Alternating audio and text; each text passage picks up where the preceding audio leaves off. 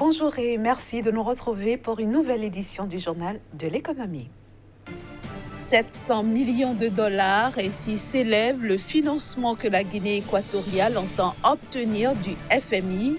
Il devrait être encaissé d'ici 2020. Le nouveau gouvernement soudanais s'engage à relancer l'économie du Soudan. Il se donne 200 jours pour relever le défi.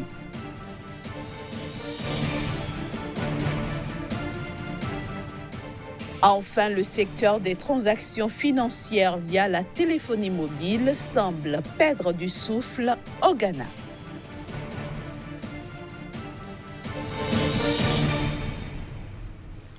D'ici 2020, la Guinée équatoriale entend décrocher un financement de 700 millions de dollars auprès du Fonds monétaire international.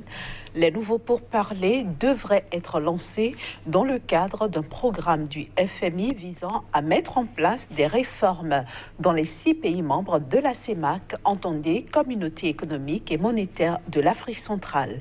Ces pays ont une économie essentiellement pétrodépendante et subissent de plein fouet donc les conséquences de l'effondrement des cours de l'or depuis 2014, ce qui freine leur croissance et plombe aussi leurs réserves de change.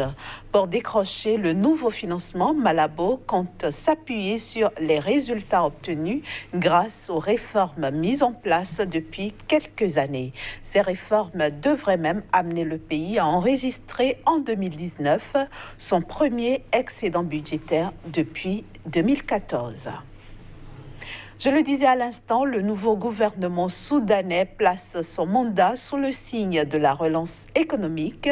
Ce gouvernement se donne 200 jours pour redonner vie à l'économie soudanaise. 5 axes stratégiques ont été identifiés pour y parvenir. Après 3 décennies de régime autoritaire, le Soudan amorce un nouveau pan de son histoire avec une nouvelle équipe gouvernementale pleine d'ambition. Elle se donne 200 jours pour donner un nouveau souffle à l'économie soudanaise.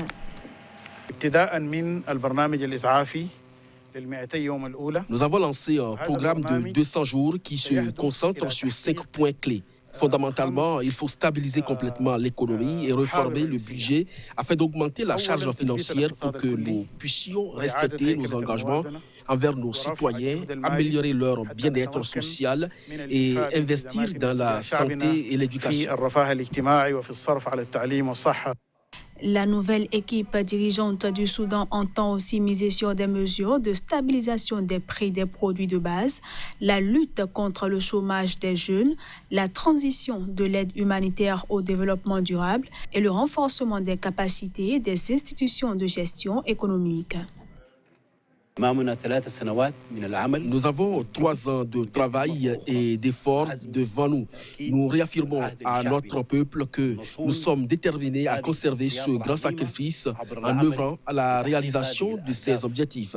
Les ambitions et les espoirs du peuple soudanais dont il rêvait semblaient impossibles dans le passé, mais ils sont maintenant possibles grâce à nos efforts et à notre travail commun.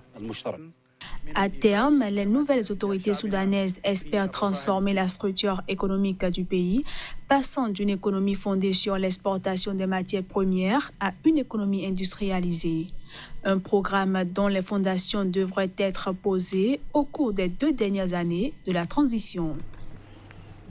Les exportations d'or ont augmenté de 23% en Tanzanie pour l'exercice 2018-2019 qui s'est achevé au mois de juillet dernier. Selon la Banque centrale tanzanienne, cette augmentation chiffrée à 1,783 milliard de dollars est due à une montée du volume des exportations. Il s'agit d'une nouvelle plutôt bonne pour ce pays qui, en mai dernier, déclarait vouloir accroître ses recettes minières pour l'exercice 2019-2020. Le gouvernement tanzanien prévoit pour cela de stimuler la production et les exportations. ouvrir de nouveaux centres de commerce du métal et freiner la contrebande. Il faut dire que l'or occupe une place importante dans l'économie tanzanienne, en représentant plus de 40% des exportations non traditionnelles de ce pays, un pays qui tire également des revenus des diamants. Il a exporté durant l'année civile 2018 1,549 milliards de dollars d'or, en légère hausse en glissement annuel. Le secteur des transactions financières via la téléphonie mobile semble perdre du souffle au Ghana. En 2018, le pays a réalisé 1,45 milliard de transactions. Même si cette performance est en hausse, elle cache un ralentissement de la croissance du volume des transactions. Avec 1,45 milliard de transactions financières réalisées en 2018 via la téléphonie mobile, le Ghana affiche une performance en hausse de 48,18% par rapport à celle enregistrée en 2017. Le volume des transactions de 2018 est par ailleurs 6,4 fois supérieur à celui de 2015, ce qui traduit une progression maintenue de l'activité du mobile money dans le pays. Pourtant, la croissance du volume des transactions semble s'essouffler progressivement.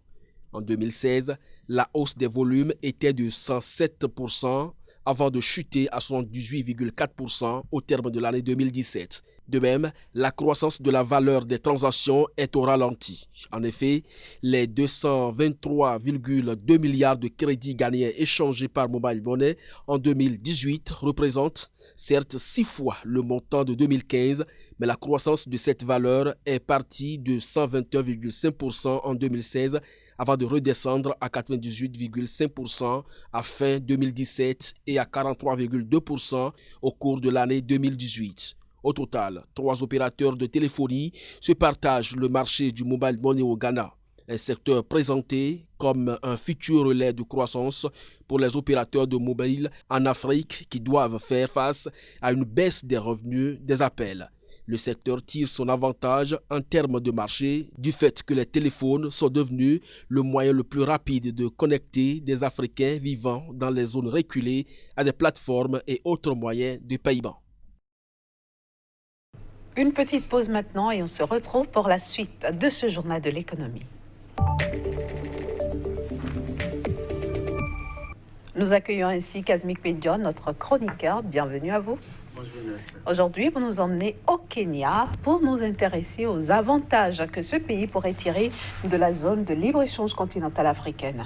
C'est bien ça, Inès. Il faut dire que ce pays de l'Afrique de l'Est présente d'énormes potentialités. Déjà par le passé, le Kenya s'est illustré donc dans le commerce intra-région avec déjà la place de 10e au niveau du continent sur donc les 54 pays. Les 54 parce que jusqu'à aujourd'hui, donc l'Érythrée n'a donc pas encore ratifié cet accord. L'Érythrée est toujours considérée donc comme un pays instable, un pays difficile donc au commerce. Donc aujourd'hui on compte 54 pays au niveau du continent et le Kenya est le 10e en termes donc de commerce intra-région. Après bien évidemment l'Afrique du Sud, des pays comme l'Afrique du Sud, des pays donc comme la Namibie, comme le Nigeria, les 3 donc meilleurs avec 35% du produit intérieur brut au niveau du continent. Il faut déjà dire que le Kenya, c'est ce potentiel qui aujourd'hui permettra au continent africain de mieux se porter. En tout cas, en ce qui concerne donc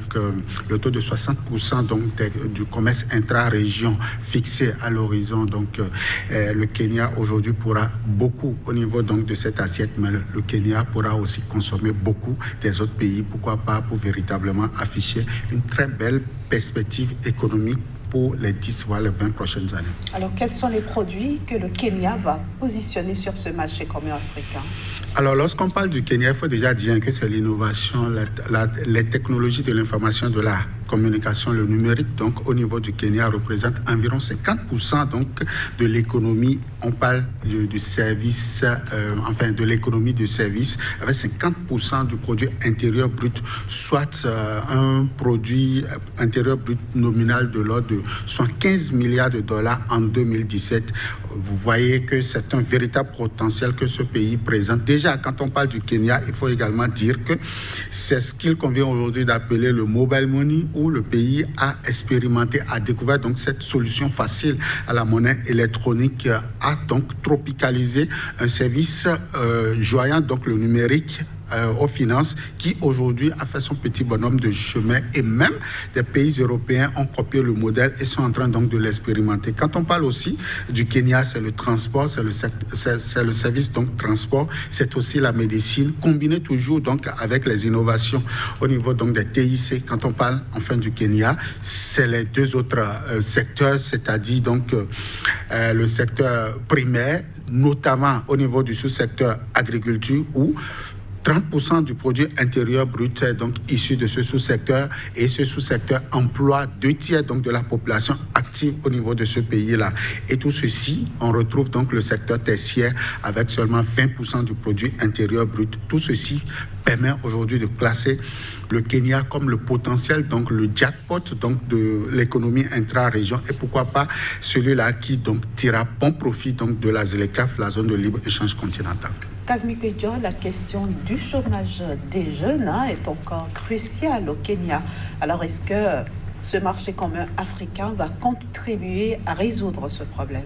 C'est un paradoxe lorsqu'on parle donc du Kenya, qu'on retrouve encore des jeunes chômeurs au niveau du Kenya. Ça fait un peu donc tic, mais le Kenya n'a toujours pas réussi encore à combiner donc la question du chômage et du sous-emploi. C'est tellement que la zone de libre-échange, surtout avec le potentiel économique, avec les investisseurs, avec le développement du secteur secondaire, je veux parler donc de l'industrie, je crois bien que les jeunes pourront trouver leur profit, tirer bon profit donc de cette opportunité-là, de ce nouveau défi qui s'offre au niveau donc du continent. Au-delà de ça, le Kenya est donc en train de s'apprêter, enfin, pour le 1er donc juillet 2020, le Kenya est en train d'affûter ses armes pour véritablement offrir un mieux-être à son économie. Et je pense que les dirigeants de ce pays ont aussi ont à cœur, j'allais dire, la question donc de l'employabilité de sa jeunesse. Pourquoi pas pour véritablement donc les envoyer vers la conquête donc d'autres pays tels que la Tanzanie, tels que le Ghana, tels que l'Afrique du Sud et bien d'autres encore. Merci beaucoup Kazmi Kwejo, merci donc d'être venu nous parler du Kenya. La prochaine destination, c'est laquelle? Nous allons parler du Ghana et voir aussi le potentiel du Ghana au niveau de la ZLECAf. Merci beaucoup Kazmi, et donc à vendredi. Toujours avec le même plaisir. Voilà, chers amis téléspectateurs, c'est la fin de ce numéro que je vous remercie d'avoir suivi. Restez sur Sika, nos programmes continuent.